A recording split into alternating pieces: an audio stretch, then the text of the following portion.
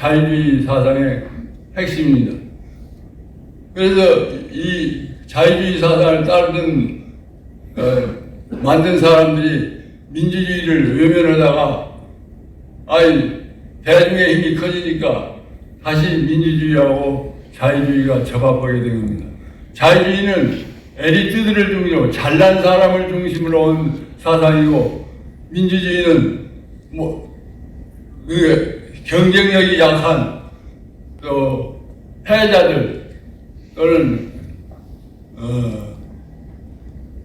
엘리트하고 대항하기가 힘든 사람들이 추구하는 것이었습니다. 그래 이제 자유민주주의는 그걸 민주주의하고 그렇게 해서 엘리트들이 일반 민중의 힘을 또는 저항을 완화하기 위해서만 등장한 것이 자유민주주의입니다. 근데 자유민주주의는 약점이 여러 가지 많습니다. 제일 큰 약점은 뭐냐? 자유민주주의 체제에 반대하는 세력에 대해서 그 사람들을 그 사람들의 자유를, 그러니까 자유민주주의 체제를 뒤엎을 자유까지 보장하는 그런 묘한 점이 있습니다. 그래서 자유민주주의는 무슨 효과적인 방어책을 취하지 않으면 망하게 됩니다. 그래 자유민주주의는 그런저런 이유로 타락하기가 쉬운데, 어떤 제일로 자유민주주의가 타락하기 쉬운 것은 국민들이 이성적으로 정치적 판단과 선택을 하지 않고 감정을 중심으로 할 때 자유민주주의는 타락하게 됩니다. 어떻게 타락하느냐?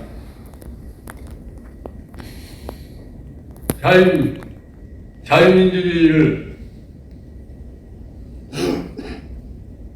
이성이 아니고 감정적으로 하다 보니까 정치적 선택을 할 때 옳으냐 그르냐를 하는 것이 아니라 좋으냐 나쁘냐, 내 기분을 맞춰주느냐, 내 기분을 안 들어주냐, 그것에 의해서 따르게 됩니다. 국민 눈높이를 한다든지 또 국민의 법감정 이런 것을 주장하는 사람들은 자유민주주의를 잘되게 하는 것이 아니라 오히려 못되게 하는 그런 것입니다. 아주 좀 많이 떨립니다. 조금만 한 2, 3분만 더 끝내겠습니다. 자유민주주의를 잘 하려고 할 것 같으면 자유민주주의의 약점을 잘 알아야 합니다. 그래서 그 자유민주주의 타락과 하나는 국민이 이성을 중시하지, 정치적인 선택과 행동을 함에 있어서 이성을 중요시하지 않고 감정 위주로 되면 자유민주주의는 타락하게 됩니다. 오늘날 대한민국에서는 이 이성으로부터 탈출 현상이 일어나고 있습니다. 이성으로부터 도피. 정치 엘리트층도 일반 대중도 정치적인 의사결정과 선택을 함에 있어서 감정에 지우칩니다. 그 선거에서 80% 이상, 특히 한 정당이 주민의 80% 이상이 지지하게 되면 그거는 자유민주주의하고는 맞지 않는 것입니다. 그 다음에 자유민주주의가 또 타락하게 된 것은 일반 정치인들이 국민의 평균적 도덕 신보야 나아야 됩니다. 그래서 우리나라에서는 국회의원들, 대의사들을 뭐라고 했냐? 선양이라고 했습니다. 여러 사람들 중에서 선택된 우수한 사람들, 그래 일정한 도덕적 기반을 가진 사람이 양질의 사람들이어야 합니다. 근데 그런 도덕적 기준을 정치인들에게 이용하지 않을 때는 도덕성이 계란이 있는 사람들이 집권을 하게 됩니다. 원래 여자를 꼬시는 데는 좋은 사람보다 나쁜 남자가 더 유능하고 자유민주주의 정권을 빼앗는 데는 보통 사람보다 사기꾼들이 더 잘합니다.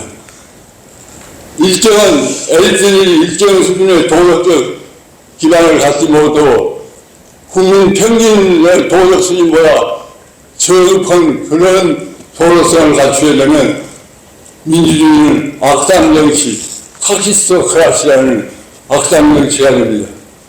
그러면 민주주의가 악당 정치가 되면은 악당들이 저 미세를, 서양은 좋은 사람보다 더 미세를 갖습니다. 우리 흔히 이야기하기를 악화가 양화를 구축한다. 그게 일반 국민들은 항상 서양 국회의원들, 정치인들에 대해서 우리보다 도덕적으로 좀 나아야지, 우리보다도 도덕성이 더 낮은 당신들이 정치를 하면 안 된다. 이걸 경각심을 일으키고 지켜보고 살펴봐야 합니다. 그런데 일부 반체의 세력은 그런 것을 쉽게 당하지 않고 한편으로는 국민을 속이고 한편으로는 엘리트층 다른 사람들을 속여가지고 두 가지 전술을 취합니다. 거짓말, 정치인들이 거짓말을 입에 달고 삽니다. 또 한편으로는 연대, 이래저래 다양한 세력들을 묶어갖고 자기들의 나쁜 야욕을 달성하려고 합니다.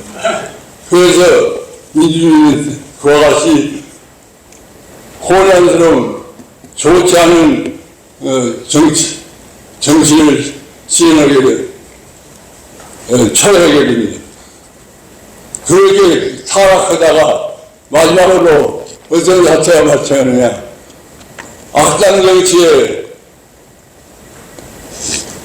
활발한 사람들하고 반체의 세력이 제의를 하게 됩니다. 그러니까 자유민주주의는 자유민주주의 체제를 반대를 하지 않고 그것을 나쁜 점을 악용하는 사람들하고 자유민주주의 체제를 근본적으로 부정하는 세력이 연합을 취할 때 자유민주주의는 끝장의 길로 가게 되는 것입니다. 묘기로 가게 되는 것입니다. 대한민국은 오늘날 국민들이나 정치인들이나 이성으로부터 높이 또 평균적 도덕적 수준에 대해서 둔감한 것, 이런 걸로 해서 아주 나빠지고 있습니다. 앞으로는 국민들이 각성하지 않으면 더욱 나빠질 것이라 걱정이 됩니다. 오늘 우리는 이 자리에 모신 분들은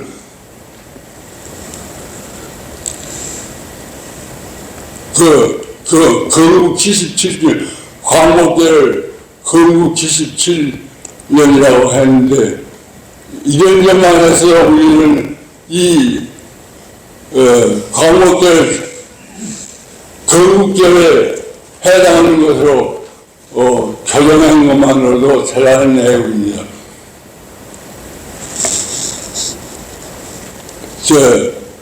오늘날 우리나라 국민들은 자기 집의 애완동물도 생일을 제대로 해서 기념해 줍니다. 그런데 자기 나라 건국일에 대해서는, 자기 나라 생일에 대해서는 제대로 챙겨주지 않습니다. 행정부가 국정에 관한 법률을 정면으로 위반하고 있습니다. 이런 일을 약 5, 60년간 계속해 오고 있습니다. 이 자리에서 우리 시상식을 하면서 이렇게 건국 77주년을 앞에 내세우고 그렇게 한 것은 대단한 용기와 애심을 필요로 한 것인데, 그것을 여러분들이 해주셔서 감사드립니다. 대한민국의 민주주의가 더 이상 타락하지 않도록 여러분들이 눈을 부르고 시간 주시면 감사하겠습니다. 수서 없는 말씀을 이걸로 마치겠습니다. 감사합니다.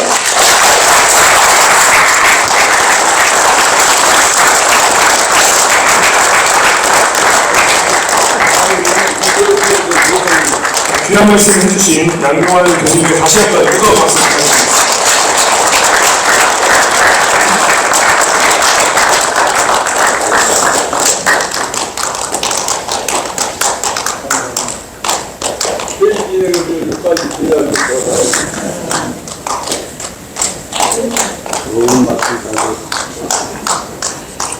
이어서 청년상을 수상하신 김상종 대표님의 인사 말씀 듣겠습니다. 뜨거운 박수 부탁드리겠습니다.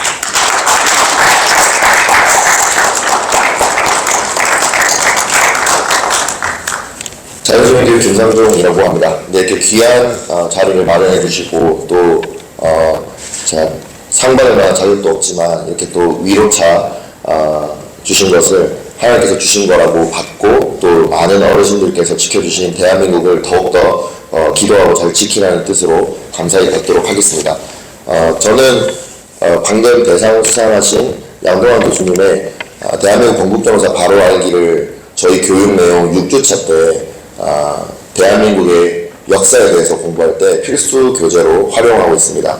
그래서 특별히 방금 말씀해 주신 것들을 들으면서 많은 생각들을 또 하게 됐는데 저는 그 대한민국의 건국 대통령 이승만을 기리면서 이승만이라는 인재가 어떻게 만들어지게 됐고 또 그 이승만이라는 인재를 지지해 줄 수 있는 국민들이 어디에서 나올 수 있느냐에 주목하면서 자유시민 교육을 운영하게 됐습니다. 다들 아시다시피 1900년대 초반에 대한민국의 복음화 운동이 열풍을 불게 되면서 사경회 운동이라는 것이 부흥하게 되고 그 열매로 1903년 원산 대부운동, 1907년 평양 대부운동으로 이어지면서 백만인 구룡운동 등 또 YMCA 운동 같은 것들이 만들어지게 되면서 이승만과 같은 걸출한 인재를 배출하고 또 이승만을 도와줄 수 있는 국내 해외의 다양한 애국지사들이 만들어졌음을 저는 그 교회를 중심으로 또 복음을 중심으로 관심을 가지게 됐습니다. 그래서 저희는 6주차에 대한민국 건국정사를 가르치면서 그 이전에 5주차 때는 한국교회의 선교의 역사에 대해서 또 3주차와 4주차에서는 직업을 통한 이 직업 소명설에 대해서 그리고 2주차에서는 종교개혁 역사에 대해서 1주차에서는 복음이란 무엇인가에 대해서 순서대로 가르치고 6주차를 받아들였을 때는 어느 지방에서 어떤 교육을 받으신 분이라고 할지라도 예수님을 믿는 사람이라면은 무조건 이승만의 업적에 대해서 받아들일 수밖에 없다는 것을 4년이 넘는 시간 동안 교육 과정을 계속해서 만들어내면서 개편하면서 확실하게 이 순서를 이제 확실한 이 교육 커리큘럼으로 정리를 하게 됐습니다.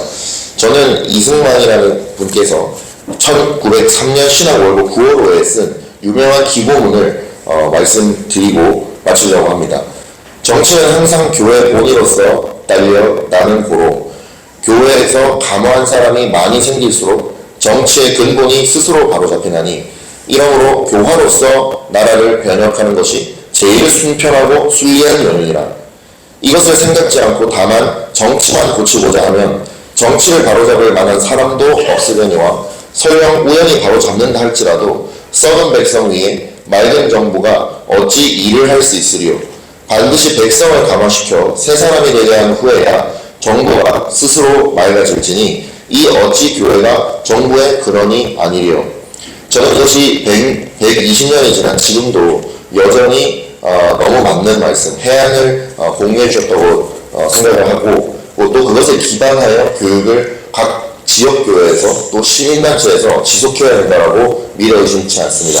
무엇보다도 방금 양동환 교수님께서 말씀해 주셨던 것처럼 이 도덕적이지 않은 정치인들이 나오게 될 때에 이것을 바로잡을 수 있는 것은 옳고 그름, 즉 기분 좋고 나쁨을 기준으로 의사결정을 하는 청년들이 다음 세대들이 나와야 될 것이 아니라 옳고 그름이 무엇이냐, 무엇보다도 보편적으로 진리를 가지고 있는 그 예수 그리스도를 중심으로 복음이 제대로 사람들에게 심겨지게 됐을 때 이승만과 같은 인재가 앞으로 계속해서 화수분처럼 만들어질 수 있을 것이고 그 사람을 알아볼 수 있는 눈도 국민들이 가지게 될 수 있을 거라고 확신합니다.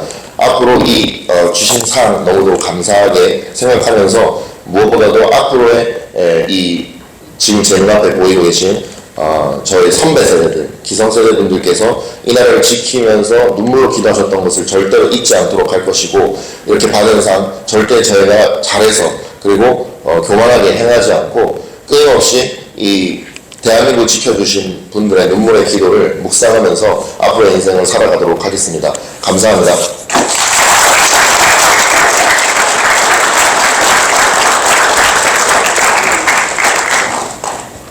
마지막으로 청년상을 수상하신 이명준 대표님의 인사 말씀이 있겠습니다. 뜨거운 박수 부탁드리겠습니다.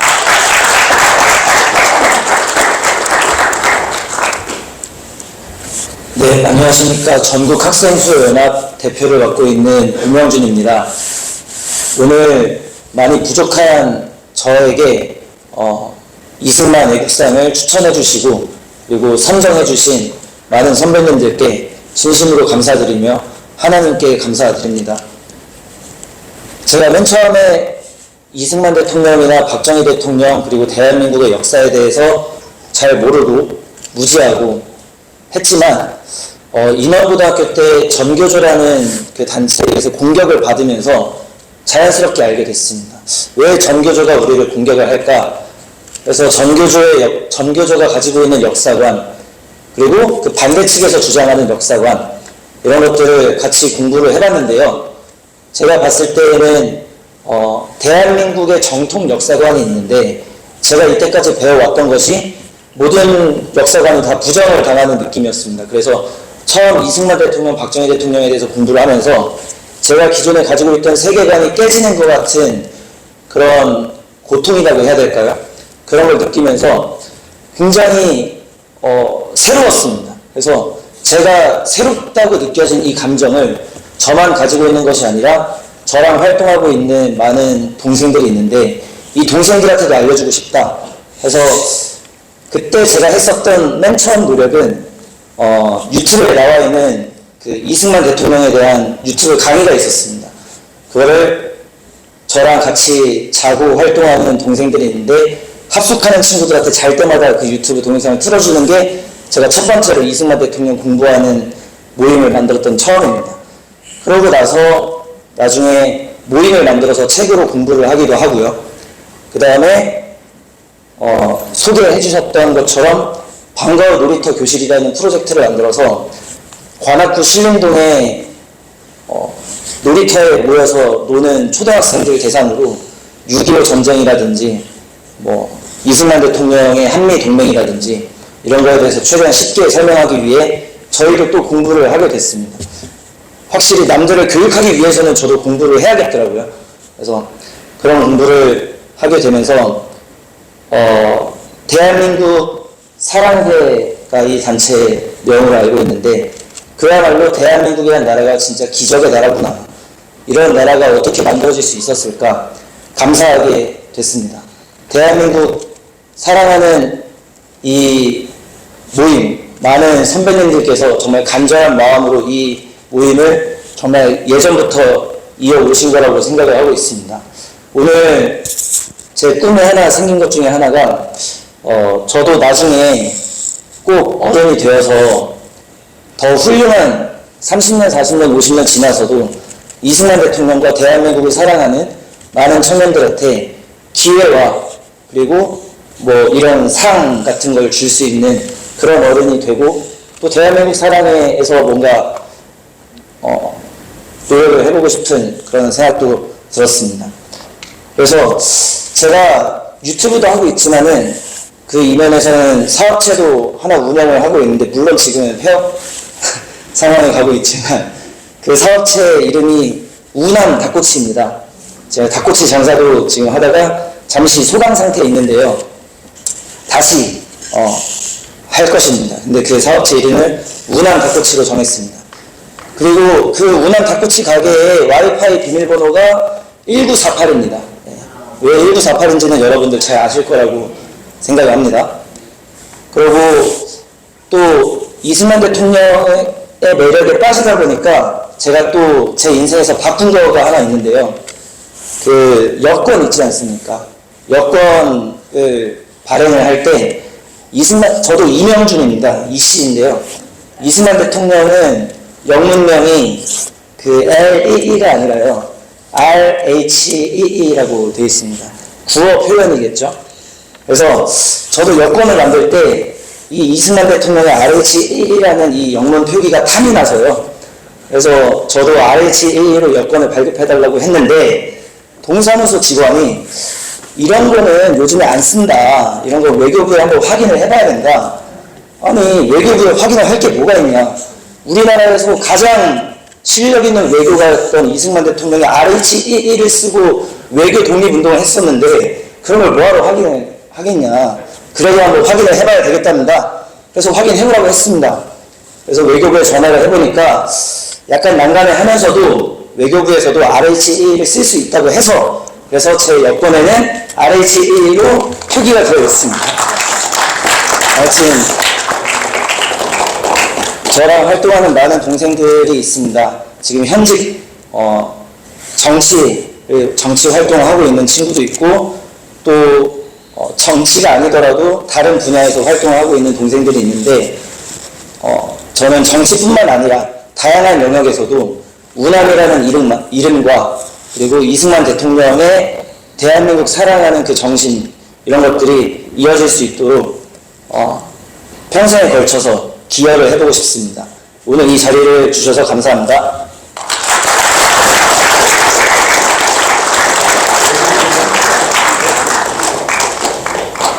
이상으로 제18회 우남 이승만 애국상 시상식을 마치겠습니다. 이어서 우남 이승만 장학금 수여식이 있겠습니다. 뒤로만.